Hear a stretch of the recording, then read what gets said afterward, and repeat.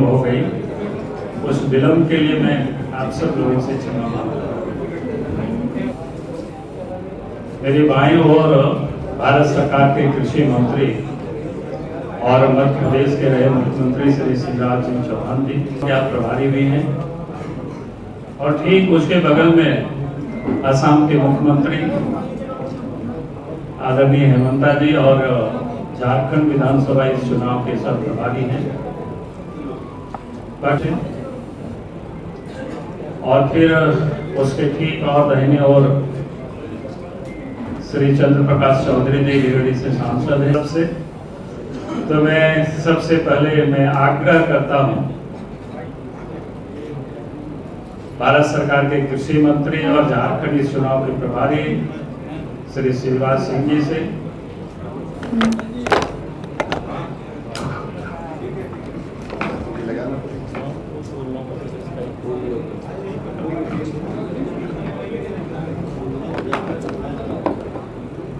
श्रीमान नरेंद्र मोदी जी के नेतृत्व में देश में एनडीए की सरकार और एक वैभवशाली, गौरवशाली, संपन्न, समृद्ध और शक्तिशाली भारत। झारखंड के ये चुनाव सत्ता पर कौन काबिज होगा केवल इसका चुनाव नहीं है, ये झारखंड की अस्मिता बचाने का चुनाव है। झारखंड में माटी, बेटी, रोटी बचे, नौजवानों के रोजगार सुरक्षित हो,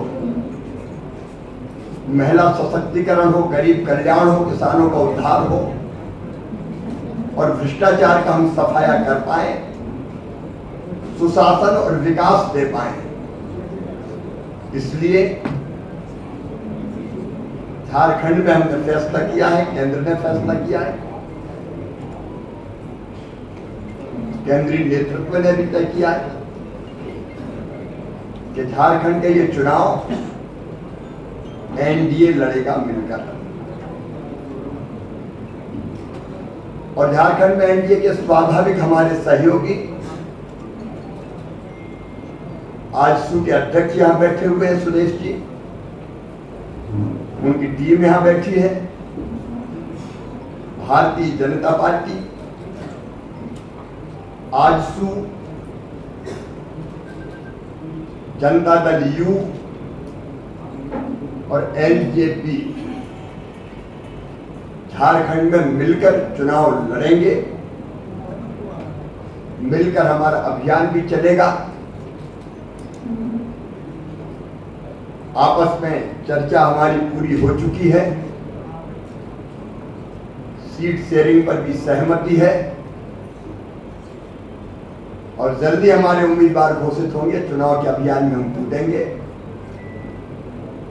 और इंडी गठबंधन के जेएमएम कांग्रेस की सरकार के कुशासन का अंत कर ही हम चैन की सांस लेंगे।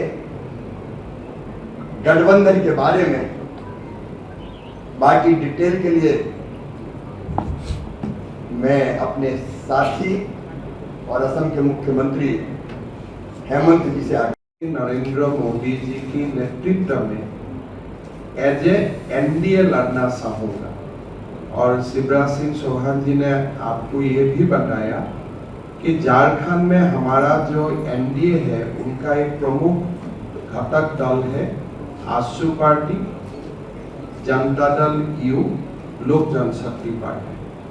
और उस दृष्टिकोण से ये चुनाव हम लोग बीजेपी और ये तीनों पार्टी मिलकर लड़ना चाहूंगा। सीट का चर्चा चल रहा है, आगे भी कुछ चर्चा चलेगा। ऐसा नहीं है कि आज मैं जो बताने जा रहा हूँ वही एकदम फाइनल है। कभी कभी परिस्थितियों को देखते हुए नामांकन का समय अभी भी है, कुछ सामान्य परिवर्तन इधर उधर हो भी सकता है और होना भी कभी स्वाभाविक होते हैं। लेकिन जो फिलहाल जहां तक हम पहुंचा हूं वहां तक का बात मैं आप लोगों का सामने रखना चाहता हूं। को अभी तक जो हमारा डिस्कशन हुआ, ये 10 सीट में आजसू लड़ने जा रहा है, जिसका नाम मैं आपको बोलना चाहूंगा। एक पहला सीट होगा सिल्ली, जहां से आशु लड़ेगा, रामगढ़ आशु लड़ेगा, गोमिया आशु लड़ेगा, ईसागढ़ आशु लड़ेगा, मांडू आशु लड़ेगा, जुगसलाई आशु लड़ेगा, डुमरी आशु लड़ेगा, पाकुड़ आशु लड़ेगा, लोहारदगा आशु लड़ेगा, मनोहरपुर आशु लड़ेगा। सो अभी तक जो हमारा सरसा हुए इस हिसाब से ये 10 सीट आशु लड़ेगा और हम लोगों को अपेक्षा भी होगा कि आशु अपना उम्मीदवार ये 10 सीट में घोषित करेगा। हमारा सरसा हुआ है वो सरसा का अनुसार जमशेदपुर वेस्ट और तमार जनता दल यू लड़ेगा। ये 2 सीट जनता दल यू लड़ेगा और हम निश्चित है कि जनता दल यू ही अपना पार्टी का नाम घोषित करेगा। लोक जनशक्ति पार्टी 1 सीट में चुनाव लड़ेगा, वो होगा 17 से लोक जनशक्ति पार्टी चुनाव लड़ेगा। 17 थोड़ा मेरा हिंदी कच्चा है तो मैं आप लोगों को पहले बता तो आसाम की टोन भी है वो। हाँ, तो वो सीट से लोक जनशक्ति पार्टी लड़ेगा और बाकी सीट में 1-2 सीट का एक भी सीट छोड़ के बाकी सीट में स्वाभाविक है भारतीय जनता पार्टी लड़ेगा। यही सीट का एक मोटा मोटी जो डिस्ट्रीब्यूशन है, जनता दल यू 2, लोक जनशक्ति पार्टी 1, आशु 10 और बाकी सीट ऐसा नहीं है कि बीजेपी ही लड़ेगा, कहीं कुछ सरसा में 1-2 इधर उधर हो सकता है, पर मूलतः यही पिक्चर है जो मैं आपको बताने के लिए हमने आप लोगों को निमंत्रण किया था।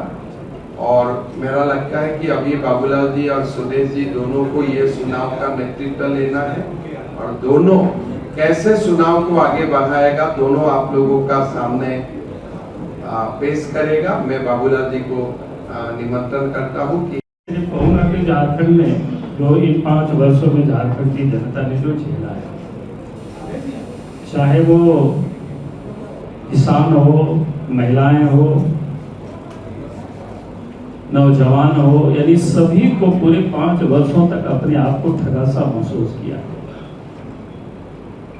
अब एनडीए गठबंधन ये चाहेगी कि हम सब इस प्रदेश में इस तकलीफ से जनता को हमें निकालना, क्योंकि एक तो माँ बहनों को सुरक्षा की हमें गारंटी देना, माँ बहनों को सशक्तिकरण करना, ये बेहद जरूरी है। उसके बिना हम विकास की कोई कल्पना ही नहीं कर सकते।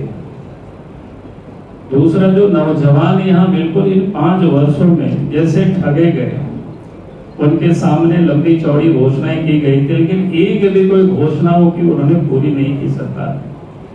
आप सबको याद होगा उन्होंने 5 लाख नौकरी देने की भी बात की थी, और इतना तक कि जो व्यक्ति अपने पिताजी का जो कसम खाए थे कि हम शिबू सोरेन के बेटा है, अगर काम नहीं करेंगे, नौकरी नहीं मिलेगी 5 लाख तो हम संन्यास देंगे, और पिताजी का कसम खाने के बाद अगर व्यक्ति पूरा नहीं करता है तो उसके ऊपर अब जनता कितना भरोसा करेगी, नौजवान कितना भरोसा करेगी।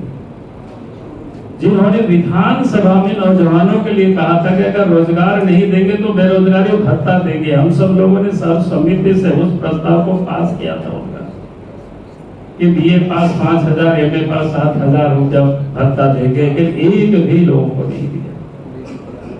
माँ बहनों के लिए भी देखिए चूल्हा खर्च उन्होंने कहा था कि 2,000 रुपया महीना देंगे, पूरे 5 साल गुजर गया, एक भी महीना नहीं दिया। उन्होंने लड़कियों को कहा था कि शादी होगी सोने की सिक्का देंगे, एक भी नहीं दिया। गरीबों को कहा था 72,000 रुपया देंगे, वो भी नहीं दिया। एक तरफ उन्होंने ठगा है, लूटा है, और दूसरी तरफ सुरक्षा भी नहीं दे पाई। इन 5 वर्षों में मां बहनों के साथ जितनी जो जुल्म हुई है, दुष्कर्म हुआ है, 2022 में तो भारत में महिलाओं के साथ दुष्कर्म के मामले में झारखंड प्रथम स्थान पर रहा है। तो आज झारखंड की जनता इन चीजों से अपने आप को मुक्त होना चाहती है। जो व्यक्ति आदिवासियों के लिए राजनीति करते, बार बार आदिवासियों का नाम लेते हैं, लेकिन आज आदिवासियों की स्थिति क्या है?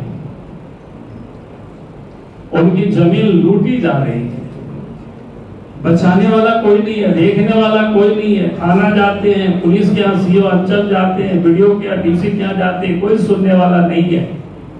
इस रांची के आसपास ही अगर आप देखेंगे, जमीन के दलाल और बिचौलिया चारों तरफ घूम रहे हैं, जबकि सेना की जमीन तक कोई लोगों ने नहीं छोड़ा, उसको भी लोगों ने फर्जी कागजात बना करके उसको भी लोगों ने बेच डाला। और आज तो इस प्रदेश में जब डेमोग्राफी बदली है कि आदिवासी बिल्कुल चिंतित है। संपूर्ण झारखंड में जहां 1951 में, मीडिया के प्रतिनिधियों का हार्दिक स्वागत है, अभिनंदन है। आज हम सभी संयुक्त रूप से इस प्रदेश के अंदर चुनाव लड़ने की घोषणा संयुक्त रूप से करने के लिए इस प्लेटफॉर्म में हम सभी लोग आए हैं। वर्तमान राज्य की परिस्थिति और हमारा लंबा संबंध ये अलग से विषय नहीं है जिसके बारे में हम चर्चा करेंगे, लेकिन पूरे राज्य की कमोवेश भावना यही है कि दोनों दलों को साथ में देखना चाहती है, और जब दोनों दल साथ में होते हैं तो राज्य और राज्य की जनता के अनुकूल, भावना के अनुकूल परिणाम भी आते हैं। वर्तमान परिस्थिति राज्य की जो बनी हुई है, वर्तमान नेतृत्व जिन्होंने 2019 में इस राज्य का कमान संभाला, मुझे लगता है कि कोई भी वर्ग इस कुशासन से अछूता ना होगा। हर कोई तकलीफ में है और हर कोई इस तकलीफ से निजात चाहता है, वो कोई भी वर्ग। आज उसी को लेकर एक दलीय समीकरण के रूप में हम जरूर यहाँ पर खड़े हैं, लेकिन इससे पहले जनता का समीकरण भी गांव घर में तैयार हो रहा है। लोग चाहते हैं कि एक कल्याणकारी सरकार का गठन हो, क्योंकि सरकार गठन होना और कल्याणकारी सरकारें चलेंगी, इस कंसेप्ट को ही इन्होंने बदल कर रख दिया है। निजी हित, निजी स्वार्थ में लोग कितना दूर जा सकते हैं, मुझे लगता है भारत देश के अंदर में एक ऐसा उदाहरण दलीय रूप से नेतृत्व करता ऐसा बने हैं जिसमें ना शासन ना डेवलपमेंट, ये दोनों ही चीजें विलोपित है। अब उससे आगे इस राज्य की संभावनाओं पर विश्व देश पूरा चर्चा करता है। अब उसी को फिर से एक जवाबदेही के रूप में, एक पॉलिटिकल जवाबदेही के रूप में हम सब मिलके लोगों के बीच एक नया जनादेश के साथ आने की तैयारी हमारी है। जन आशीर्वाद हम सबको लेना है। हम संयुक्त रूप से चुनाव में जाएंगे, एक दूसरे का सम्मान करते हुए हम जाएंगे, और सबसे बड़ा सम्मान यहाँ की जनता का हमारा रहेगा। चाहे कोई भी विषय, रीजनल सब्जेक्ट हो, नेशनल सब्जेक्ट हो, दोनों हम साथ में लेके चलेंगे। मैं रीजनल दल के नाते कई रीजनल सब्जेक्ट हमारे साथ है। मैं झारखंड आंदोलन से लेकर यहाँ तक राज्य के गठन होने और उसके मूल्यों का सुरक्षा, ये हमारी प्राथमिकता है। राज्य की तरक्की के पैमाने पर राज्य को खड़ा करना, ये हमारी प्राथमिकता है, और हम लोग मिलकर ही इसको करेंगे। आदरणीय प्रधानमंत्री जी के आशीर्वाद और उनके नेतृत्व पर हम आगे बढ़ेंगे, यही हमारा संकल्प है। मैं जो चीजें अभी सामने आदरणीय मुख्यमंत्री जी ने बताया सीट शेयरिंग को लेकर, जो सीट शेयरिंग का संख्या उन्होंने बताया, और कुछ सीट शेयरिंग के लेकर कुछ सीटों पर चर्चा चल रही है, ये भी उन्होंने बताया है। हम लोग जो भी करेंगे आपके सामने रहेगा और हम लोग मिल के करेंगे। बेसिकली है कि राज्य की भावनाओं के साथ इस राज्य में एक बड़ी जीत एनडीए का हो, यही तैयारी हमारी है। धन्यवाद। एक मिनट ये फोटो ले लो, चलो मैं भी थोड़ा सट जाइए ऐसे नया ये नया शिवराज जी, शिवराज जी एक बार हाथ भी उठा देता, वो भी एक सबको चाहिए फोटो कम से कम अच्छा। विजय का हाथ उठाना चाहिए, इसीलिए सुदेश जी ने नया फोटो दे दिया हाथ जोड़ करके।